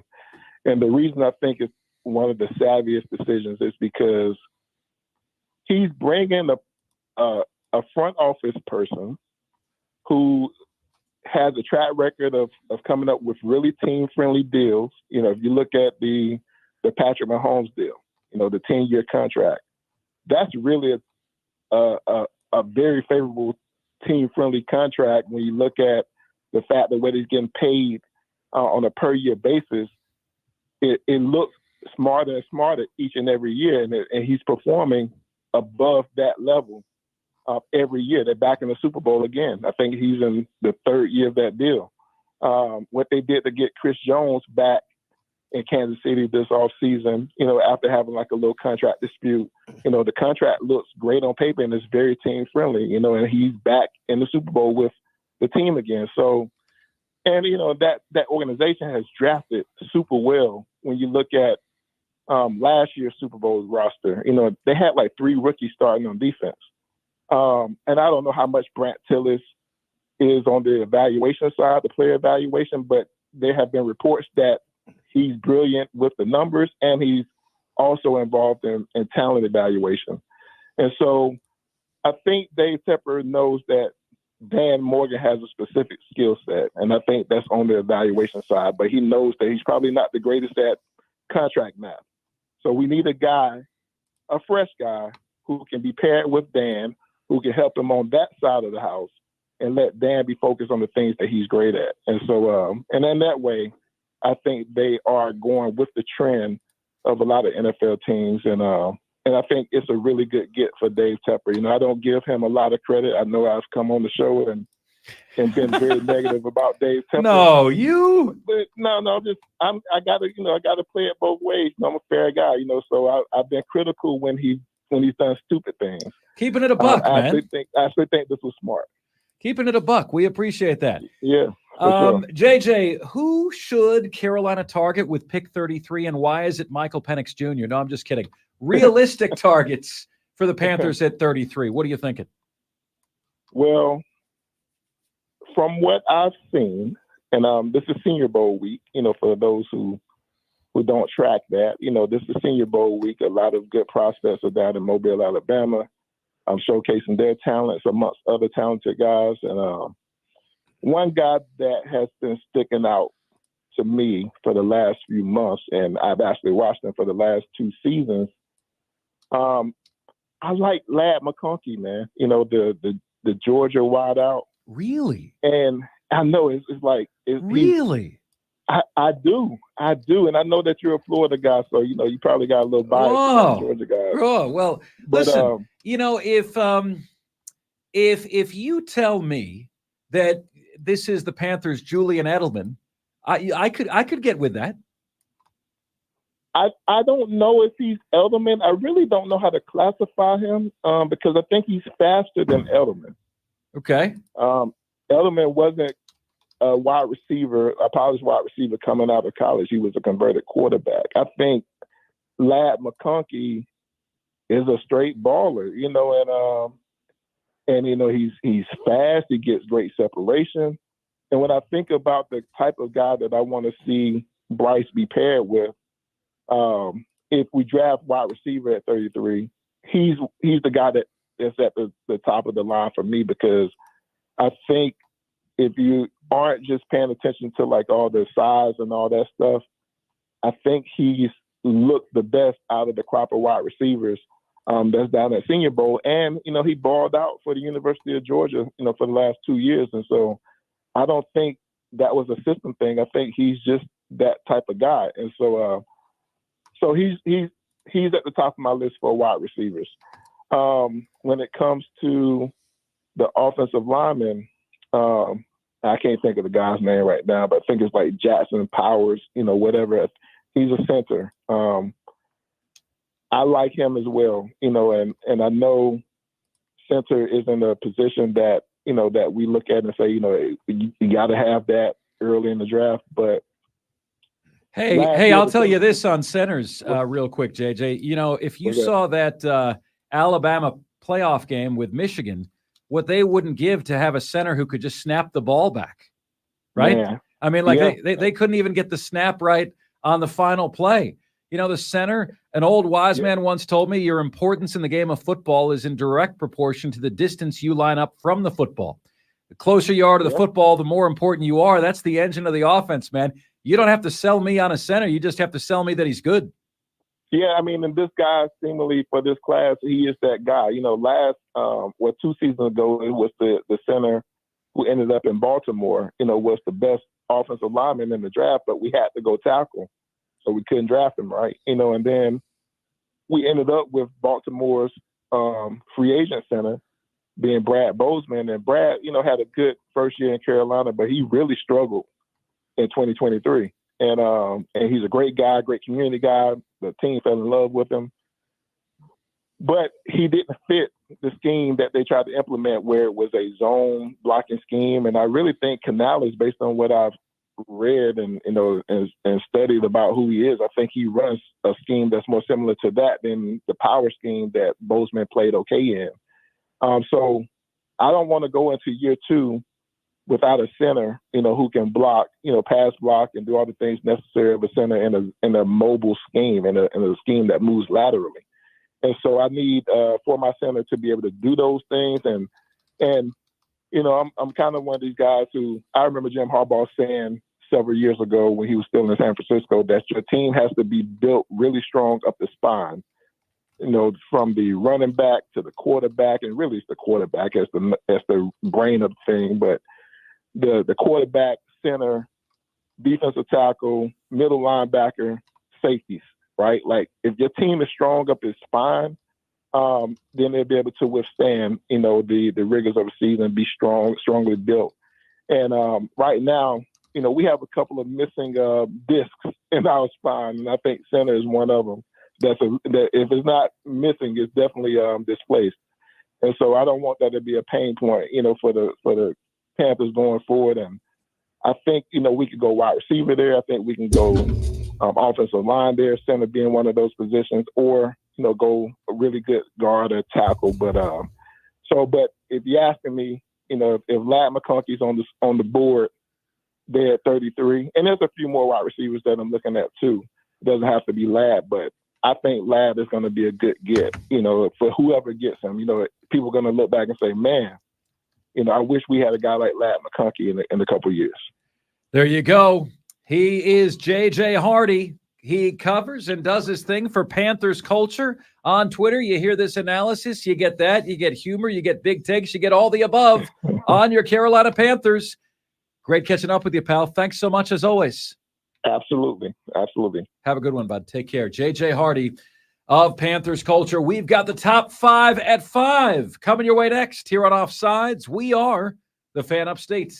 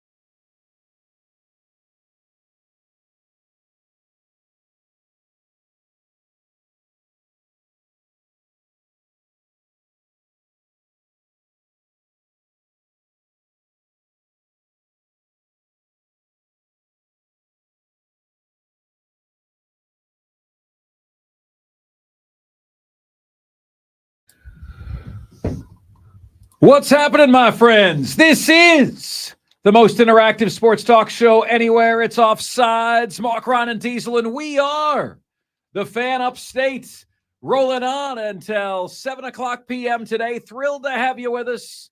Also on Google and Apple Podcasts. You will find us right there. It is time to waste no more time, but to get to the top 5 at 5, the top 5 biggest sports stories of the day, the top 5 topics we're discussing. Ladies and gentlemen of the Upstate, Offsiders, the top 5 at 5 starts right now. And now, the top 5 at 5. And 5, 4, 3, 2, 1. Hit it. 5. All right, my friends. So Cam Newton is at it again. If I said to you guys, who's on the athletes list of players you just want to go away?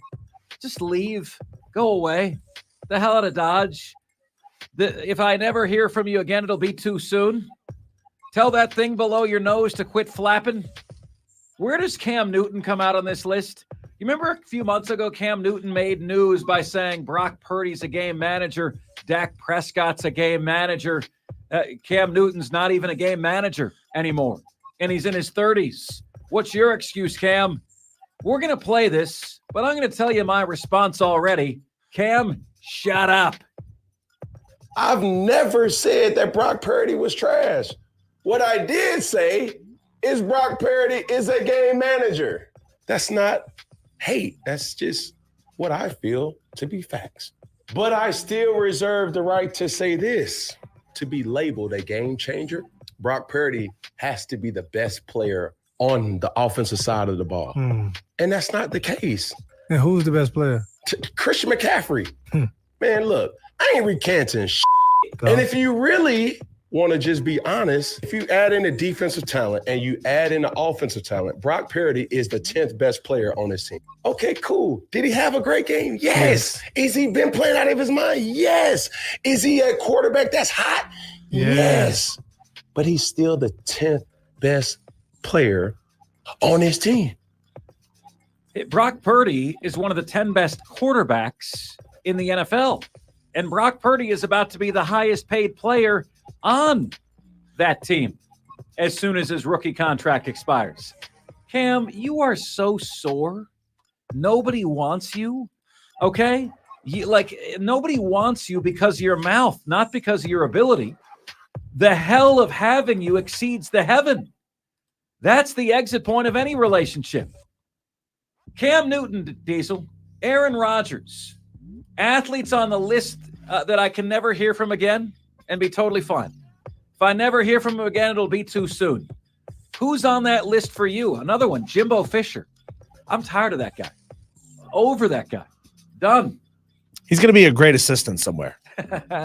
Next up. 4. All right, my friends. So I wanted to share this with you. This is fascinating to me. You know, Detroit, heartbroken in the NFC Championship game.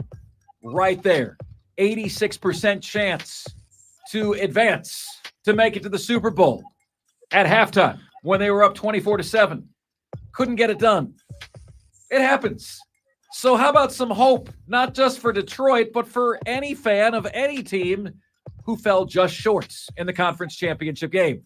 I did a little research project today. Went back and looked at every single conference championship game, AFC and NFC, dating back to the first one in 1970. Here's what I found. 58% of the time, one of the two teams in the conference championship game makes it back the following year. In the AFC, that number's 31 out of 53 years. 31 years out of 53, there was a repeat participant. In the NFC, 30 years out of 53, there is a repeat participant. How many years out of 53 did you have the same two teams come back? Not many. Only 9 times in 106 combined years. Okay? 8% overall. But guys, if you're Detroit, you're looking at that number, you're listening to Dan Campbell say, we may never get back here. Dan Campbell, I guarantee you will. Because you, sir, have changed the culture. use or have changed a reputation. Those are two of the most difficult things you could ever have to do. Congratulations to you for that. All right? And then there's this. When you look at the teams that have won the Super Bowl, last 10 Super Bowl champions, 8 of the 10 did not win the Lombardi their first run in the playoffs with their core group. Let's go through these one by one. Seattle in 2013 won it in year 2 with Russell Wilson. New England Patriots 2014. Brady's first year was 2002. Denver Broncos 2015. That was Peyton Manning's 4th year with the team. New England Patriots. Okay, New England Patriots. Kansas City won it in year 2 with Patrick Mahomes as a starter, his 3rd year overall. Only 2 of the last 10 Super Bowl champions that won the Super Bowl their first time with their core group in the postseason. Philadelphia Eagles, Nick Foles. Tampa Bay Buccaneers with Thomas Edward Patrick Brady. And he is 1 of 1. Next up. 3. At number 3. Back it up, back it in. Or please don't. That is a debate that has been had on the show today. Diesel says that he can back his little thing in a lot of little places. But what do you guys say? Is it onside or offsides to make people wait while you back it up into a parking spot? Rick and Greer called us earlier today, was fired up like you wouldn't believe. Was tired of it, over it, and I stand with Rick. I have no issue if you don't make me wait. But the second I'm waiting for you to back into a parking spot so you don't have to back out of a parking spot is the moment you and I have got a problem. Dan B on Twitter says, man, if your complaint of the day is that people back into parking spots, you must be having a wonderful day. Over on Facebook, Russell Odell. Russell says, I push in and don't pull out. LOL. He got you. Yeah. He got you. No, I knew it. I knew what it was. You know, you got to read the good with the bad. John Knox says, sounds like this guy needs some Xanax of all the things to be mad about. William Biggerstaff says he always backs in. Oh, how about that? Interesting. Yeah. Are we talking about parking or something else? What are we talking about here? I'll let you DM him to ask that question. Guys, it's offensive. And cut the crap and stop doing it, because the vast majority of you do it whether there's people behind you or not. So Dan here raises the interesting question, Mark. What's more annoying to you? It seems to you it's more annoying to wait for somebody to back into a space than it is to wait for somebody to back out of a space. Because if you pull head first, you've got to back out of the space. Right. And you may have to do that in a busy parking lot with lots of people in shopping carts kind of whipping all over the place. Can be kind of a pain for somebody to back out of a space. It's all about expectation, Diesel. I expect to wait when you're backing out. I do not expect to wait when you're backing in. And if I'm not expecting to wait and you make me wait, that, my friend, is when we got a problem. We got a problem. So Diesel at least says, Mark, I never do it when there's anybody behind me. But, Diesel's a courteous guy. And you know why Diesel's a courteous guy? Because I've seen you when people are not courteous to you. You won't like Diesel when someone's been disrespectful to him. You won't like him. So he doesn't like that feeling, and therefore he does unto others. The real conversation is about people who don't pull all the way through when there's a front and back parking space. You pull through, damn it. You don't stop short. You pull all the way through, right? That's it. I had somebody yesterday, I was pulling into a parking space, pulled in head first because I was in a busy parking lot. And this guy who had been behind me whips through some parking spaces about 10 spaces back, goes around and then pulls nose to nose with me. As I'm trying to pull into the space, and I'm trying to pull through so that I can be facing head out in the next parking space. And he looks at me with this oops, sorry, man. I was like, dude, you whipped around these cars directly behind me. What do you mean you didn't know what I was going to do? What? And then, of course, this guy was behind me the whole time in the store. Onsides or offsides, ladies and gentlemen. Backing into a parking spot in a crowded parking lot. That's offsides, right? That's definitely offsides. I am not waiting for you. Actually, I have no choice but to wait for you, but I'm not going to be happy about it. So there. Next up. 2. All right, guys. This has been troubling me, and I've never had to deal with it. Actually, I have. My favorite team as a kid growing up was the Houston Oilers in the NFL. They moved to Tennessee. There was a fight with the ownership group of the Oilers, the family that owned the Oilers in the city of Houston. And they said, you will never have the rights to the Oilers. And we're going to change our name. So we're going to leave, take your team, and you're never going to have the name of the Oilers again. Nice folks, right? So they go to Nashville. They call themselves the Tennessee Titans. Once a year, they rip out the Oilers uniforms. This year, they did it, I believe, against the Texans, just to rub it in. If a team left your city, but actually kept the name and kept the logo from San Diego to Los Angeles Chargers, from St. Louis to Los Angeles Rams, from Oakland to Las Vegas Raiders, would you still be a fan? Would you still claim them or not? Diesel says no. I say hell no. I can't do that. You left me, and now you're flaunting your cheating in my face. Yeah, I see you, Chargers. You look like the Chargers. You act like the Chargers. You play like the Chargers. But I can't take you back. We ask you that question. If your team moved but kept everything else, do you still claim them? Would it be hard for you to say goodbye to yesterday? And finally, 1. All right, at number 1, our good buddy Josh Pate has a scoop. You're going to want to hear this. He says that we are this close.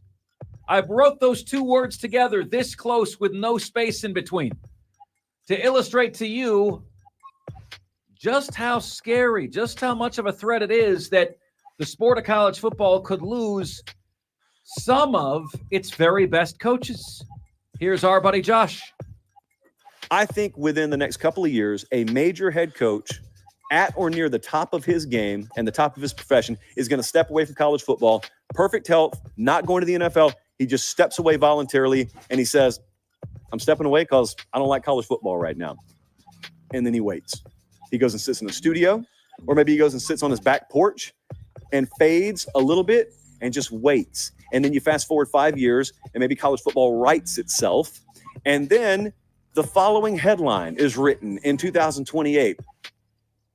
Coach X ready to get back in the game. Could you imagine how big a mess your sport has to be when some of your best are contemplating temporary retirement? I'm going to go sit in the pits over here. I'm going to go sit on the sidelines. Do you guys get the sport figured out? How pathetic is that? You can either call them soft, which I promise you they aren't, or you can call your sport really, really messed up. I would never betray confidence on this stuff in a million years. I'm telling you point blank, there are some big name head coaches in college football that are about that close to either outright calling it quits and calling it a career, or saying, I'm done with this for now. Promise you, you'd be shocked at some of the names that are way closer to the exit door of this sport than you think they are. So our question to you is, who might be on the outs and why? And is the biggest problem just NIL, or is it that the transfer portal has made it impossible to have continuity on your team? Is that equally at play here? Right? I mean, you consider all of this. You consider what's going on. You think about what some of the biggest names in the sport has said. Here's what Kirk Herbstreit says. College football in its current state will be seeing more and more coaches heading to the NFL. Without boundaries and regulation that makes sense, coaches that get real opportunities in the NFL will be gone. This trend will continue until there is a new governing body, and it creates a CBA with a players' entity or union that would include issues like NIL transfer portal and eventually revenue sharing. The sport is spiraling out of control as we know it, and many of these coaches are not sticking around and waiting. Just a new reality for the sports. Who's next to peace out? Is it Dabo? Might Dabo leave? Clemson fans go quiet immediately. Stop talking about this, Mark Ryan. Stop talking about this. In the ACC, who else would you be concerned about leaving? Nobody really, right? The Big 12 the same because Oklahoma and Texas are already gone, but maybe Mike Gundy. Mike Gundy seems like a guy who would not have patience for this. Could Ryan Day say good day, mate, and walk away? How about James Franklin? I can't see Kirk Ferentz at Iowa liking this very, very much. What about Kirby Smart? I don't see it because he's got all the advantages. He's got the recruiting base, fertile recruiting ground, twice the recruiting budget of anybody else, massive NIL funds. But Lane Kiffin could go, right?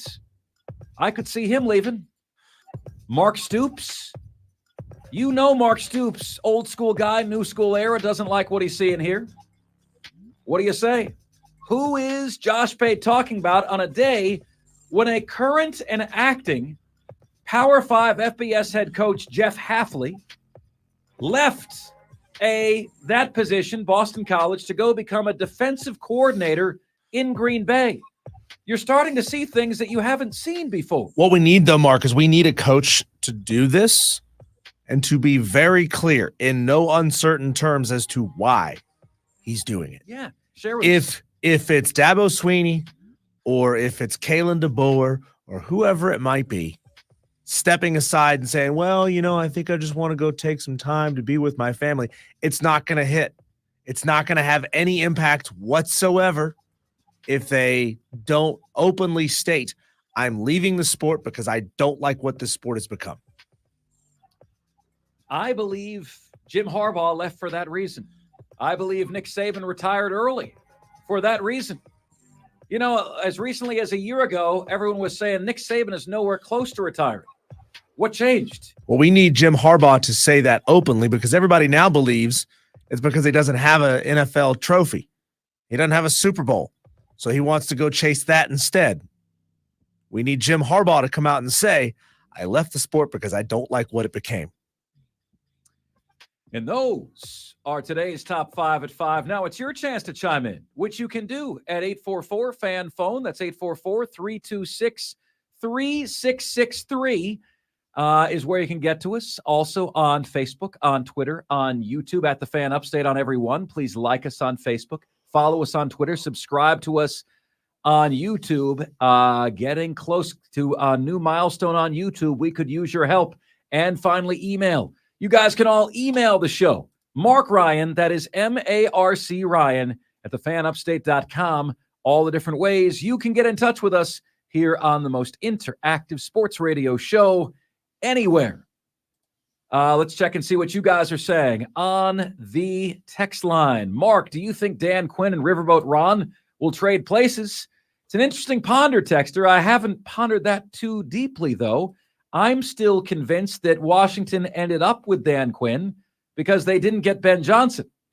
Texter says, or Clemson Oculus, our buddy Clemson Oculus says, I always back in because it's much safer to back into an empty parking spot rather than backing out into lot traffic. But if someone is behind me, I pull in and deal with it. I feel like it's courtesy. You never knew you were going to have a conversation on pulling in and pulling out on Offsides today, but then again, here we are. You never know where the show called Offsides is going to take you. Oculus, that is respectful. I'll say that's respectful. Another texter says, Mark, it's offsides, especially at a grocery store to back in. Cars should be nose to nose so you have room for the grocery carts. Amen. Texter says, I couldn't stand the Hurricanes after they left Hartford. There's a single Hartford fan here. And now that they finally acquired the Whalers' rights after all these years, I want to puke when I see the Whaler jersey a few times a year. It's brutal, isn't it? It hurts. It hurts. Texter says, Mark, I felt betrayed when the Hornets left Charlotte for New Orleans. I quit watching basketball. I was really happy when Charlotte got their name, the Hornets, back. So says Trey. We got a few Hornets texts today, Diesel. I mean, should we work the Hornets into the show? Diesel says no, right? No, because they're getting their asses kicked night in and night out. Yeah, that's true. Totally irrelevant. Texter says, I think the BC coach, Jeff Hafley, even said college football has become fundraising and too much work recruiting your own team. Interesting. Yeah, Jeff Halfley with some comments on that today. Interesting stuff. The Hornets are 10-36, and you're questioning whether or not we should spend time talking about them? 10-36 days. We shouldn't just focus on the good things, right? 13th in the Eastern Conference. 13th. The Hornets flipping suck. Why would we? Why people only want to talk about them because we're talking about them losing the team. Diesel, they got rid of a coach that had the same name as your dog. Okay, I think it was James Borrego. Your dog's name is Borrego. Okay, I think his name was Borrego. It's Borrego. Yeah, and they got rid of him. He was the only guy that got him to the playoffs. Yeah. Got rid of him year before last. No one else has been able to do that. Hire that guy again. All right, my friends. Coming up next on the show, if you were starting a team today, where would you select this guy? That's next. Here on Offsides, we are the Fan Upstate.